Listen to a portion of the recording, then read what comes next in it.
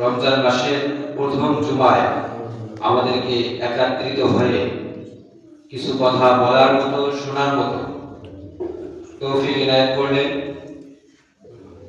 সেই আল্লাহ রাব্বুল আলামিনের দরবারে আমরা জানাই লাখ কোটি শুকরিয়া। সকলে মহান উজাড় করে বলি আলহামদুলিল্লাহ। আলহামদুলিল্লাহ।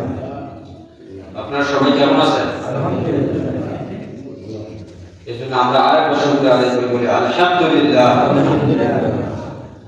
দরুদ ও সালাম পৌঁছে দেই নবীজির জন্য, যেটার মাধ্যমে আমরা পেয়েছি মহাবিশ্বের মহা গ্রন্থ ওই শিবানী আল কোরআন, যে কোরআনের দিক নির্দেশনা মেনে চললে আমরা প্রত্যেকটা মানুষ হব জান্নাতি মানুষ। রাসূলুল্লাহ সাল্লাল্লাহু আলাইহি ওয়াসাল্লাম বলেছেন, কোন মানুষ যদি কোরআনকে মেনে চলে এবং রাসূলের আমাদের নবীজির হাদিসকে আঁকড়ে ধরবে, রাসূল সাল্লাল্লাহু আলাইহি ওয়াসাল্লাম বলেছেন ওই মানুষকে জান্নাতে নিয়ে যাওয়ার জন্য আমি রাসূল স্বয়ং জিম্মাদার হয়ে যাব। বলি সুবহানাল্লাহ। তো যে রাসূলের মাধ্যমে আমরা পেয়েছি ওই শিবানী আল কোরআন, সে রাসূলের জন্য আমরা জানাই অগণিত দরুদ ও সালাম। সকলে বলছি সাল্লাল্লাহু আলাইহি ওয়াসাল্লাম। সম্মানিত উপস্থিতি, আমরা যারা মসজিদে এসেছি আমরা জানি পবিত্র মাহে রমজান মাস এটা আত্মশুদ্ধির মাস, নিজেকে পরিশুদ্ধ করার মাস, নিজেকে পাপ থেকে বিরত থাকার মাস। এই মাসটা হচ্ছে সংযমের মাস। রমজান শব্দের অর্থ হচ্ছে জ্বালিয়ে ভস্ম করে দেওয়া, অর্থাৎ যত পাপ আছে, অনাচার আছে, অবিচার আছে, দুর্নীতি রয়েছে, মিথ্যা রয়েছে, সব কিছুকে জ্বালিয়ে ভস্ম করে দেওয়ার নাম হচ্ছে রমজান। বলি সুবহানাল্লাহ। এই মাসে যদি কোনো ব্যক্তি নিজেকে পরিশুদ্ধ করতে না পারে, রাসূলুল্লাহ সাল্লাল্লাহু আলাইহি ওয়াসাল্লাম বলেছেন তার মতো কবাল করা বান্দা আর কেউ নাই। এজন্য নিজের আমলকে ঠিক করার জন্য, নিজের আমলকে পরিপাটি করার জন্য, নিজের আমলকে সাজানোর জন্য আমাদের দ্বার প্রান্তে আমরা রমজানের যে প্রথম জুমায় আমরা উপস্থিত হয়েছি, এই জুমার মাধ্যমে আমরা আজ থেকে নিয়ত করব যে মিথ্যা, চুরি, বাটপারি, মানুষের কথা লাগিয়ে দেওয়া, এগুলো সব থেকে আমরা বিরত থাকবো। সিয়াম শব্দের অর্থ হচ্ছে বিরত থাকা। বিরত থাকা বলতে পাপ থেকে বিরত থাকতে হবে, মিথ্যা থেকে বিরত থাকতে হবে, অন্যায় থেকে বিরত থাকতে হবে, সকল প্রকার পাপাচার থেকে বিরত থাকতে হবে। তাহলে রমজানের শিক্ষা আমরা বুঝতে পারব। এই রমজান মাস যখন রাসূলুল্লাহ সাল্লাল্লাহু আলাইহি ওয়াসাল্লাম পেতেন, তার 3 মাস আগে থেকে রাসূল সাল্লাল্লাহু আলাইহি ওয়াসাল্লাম রমজানের প্রস্তুতি তিনি দোয়া করতেন, আল্লাহুম্মা বারিক লানা ফি রজব ওয়া শাবান ওয়া বাল্লিগনা রমাদান। হে আল্লাহ, আমাকে তুমি রজব এবং শাবান মাসে বরকত দান করে দাও এবং আমাকে রমজান পর্যন্ত আমার হায়াত বৃদ্ধি করে দাও। বলি সুবহানাল্লাহ। কত মানুষ গত রমজানে হয়তো বা আমাদের মাঝে ছিলেন, এই রমজানে নাই। দিন শেষে একদিন আমরা সবাই অবস্থ। এজন্য রমজান মাস পাপ মোচনের মাস। এই মাসে আমরা যদি পাপ মোচন করতে না পারি, আত্মশুদ্ধি করতে না পারি, কাদ আফলাহা মান যাক্কাহা, নিজের অন্তরকে যদি পরিশুদ্ধ করতে না পারি, তাহলে আমরা অন্য মাসে নিজেকে পরিশুদ্ধ করতে পারবো না। কারণ এই মাসে রয়েছে বিভিন্ন ফজিলত। যেমন আমরা তাহাজ্জুদ নামাজ পড়ি, অনেকে তাহাজ্জুদ নামাজ যারা পড়ে, এই তাহাজ্জুদ নামাজ আপনার 12 মাস থাকে, কিন্তু তারাবির সালাত কি 12 মাস থাকে? শুধুমাত্র বিশেষ মর্যাদা দেওয়া হয়েছে রমজান মাসে। এজন্য যদিও তারাবি ফরজ নয়, তারপরও আমরা ফরজের মতো করে আদায় করব। কারণ যদিও নামাজটা সুন্নত, কিন্তু এর ফজিলত অনেক। রাসূল সাল্লাল্লাহু আলাইহি ওয়াসাল্লাম বলেন, যে ব্যক্তি তারাবির সালাত ঈমানের সহিত আদায় করবে, সওয়াবের আশায় আদায় করবে এবং সিয়াম পালন করবে, তার অতীতের গুনাহগুলো আল্লাহ তাআলা maaf করে দিবেন। বলি সুবহানাল্লাহ। মান সামা রমাদানা ঈমানান ওয়া ইহতিসাবা গুফিরা লাহু মা তাকাদ্দামা মিন যামবি।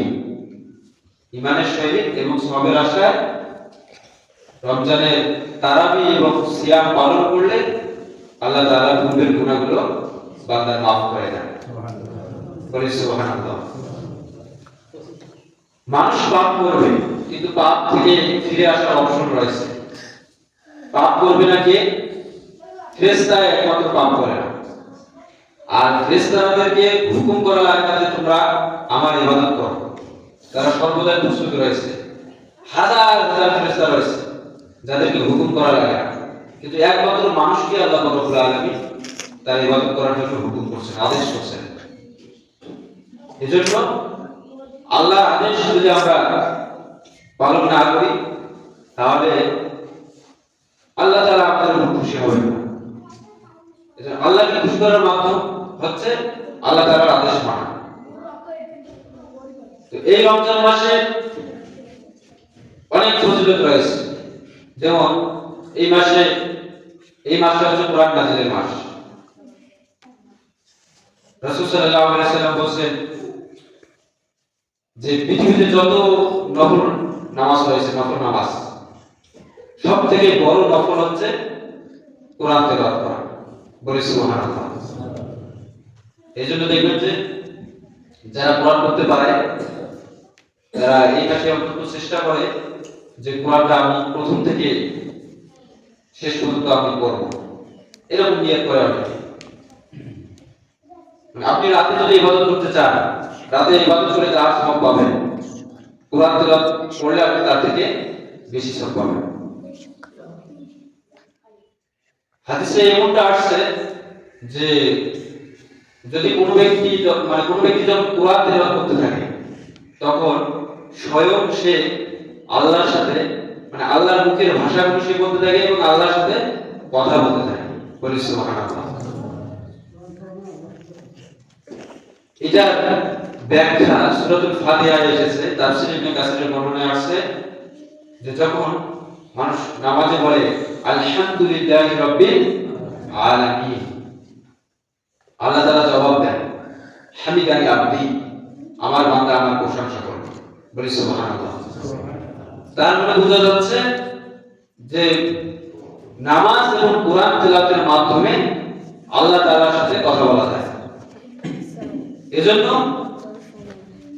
নামাজের পরপরই কোরআন তেলাওয়াত করা অতি উত্তম।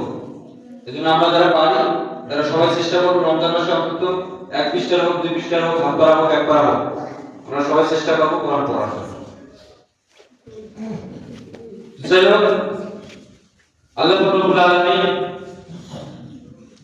এই যে রমজান মাসের রোজা, সিয়াম, এটা আমাদের উপর ফরজ, পালন করার দরকার আছে না?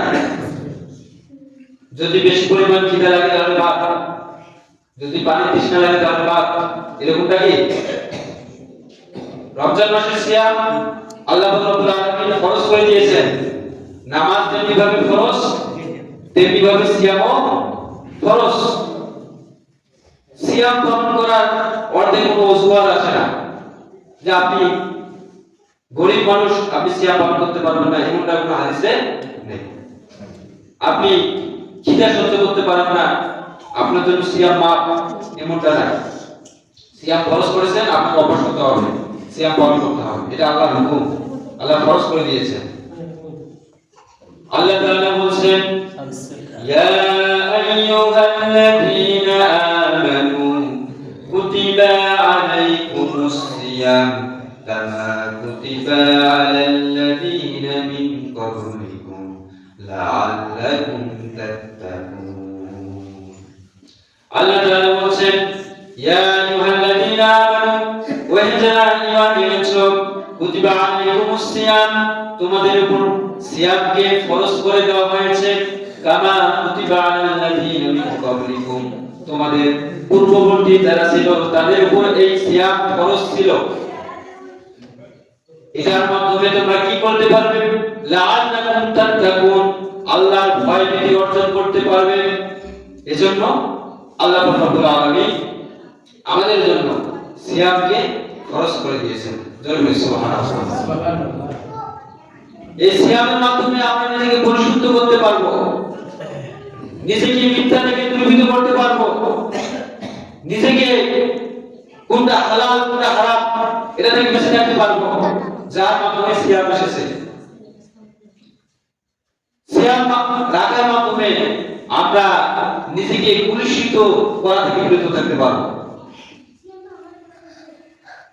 এজন্য আল্লাহ তাআলা হুকুম দিয়েছেন ফামান শাহিদা মিনকুমুশ শাহরা ফালিয়াসুমহু তোমাদের মাঝে যে ব্যক্তি আমার এই রমজান মাস পাবে সে যেন অবশ্যই সিয়াম পালন করে।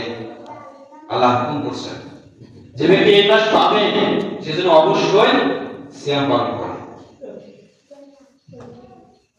আপনি যদি কোনোদিন সিয়াম পালন না করেন প্রকাশ্যে তো কিছু খাইতে পারবেন না, সারাদিন আপনার খারাপ লাগবে।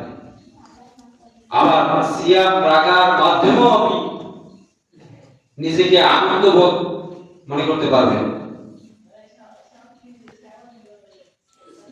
এজন্য রাসূলুল্লাহ সাল্লাল্লাহু আলাইহি ওয়াসাল্লাম বলেন আল্লাহ তাআলা বলেন আস-সাওমু লি ওয়া আনা আযি বিহি সিয়াম হচ্ছে আমারই জন্য আর এর প্রতিদান স্বয়ং আমি রব নিজ হাতে দান করব। সুবহানাল্লাহ। তাহলে আল্লাহ তাআলা বলেন যে সিয়াম আমার জন্য, রোজা আমার জন্য, এটার প্রতিদান আমি কার মাধ্যমে দেব না, আমি নিজ হাতে বান্দাকে তার প্রাপ্য সম্মান আমি আল্লাহ দিয়ে দেব। সুবহানাল্লাহ। এবং কি রাসূলুল্লাহ সাল্লাল্লাহু আলাইহি ওয়াসাল্লাম বলেছেন ইয়াকুনু ইয়াউমাল কিয়ামাতি বাইতান মা'খাস লিস-সাইম লা ইয়াদখুলু ইল্লা আস-সাইম। রাসূলুল্লাহ সাল্লাল্লাহু আলাইহি ওয়াসাল্লাম বলেছেন কিয়ামতের দিন যারা সিয়াম পালন করবে, দুনিয়াতে তারা সিয়াম পালন করার কারণে অনেক তাদের তৃষ্ণা হয়, পানির তৃষ্ণা লাগে। কিয়ামতের দিন আকাশ সূর্যটা যখন তাপ দেওয়া শুরু করবে চারদিক থেকে মানে সবার শরীর ঘামতে থাকবে, ঘামতে ঘামতে ওই ঘাম পুকুরের মতো হয়ে যাবে।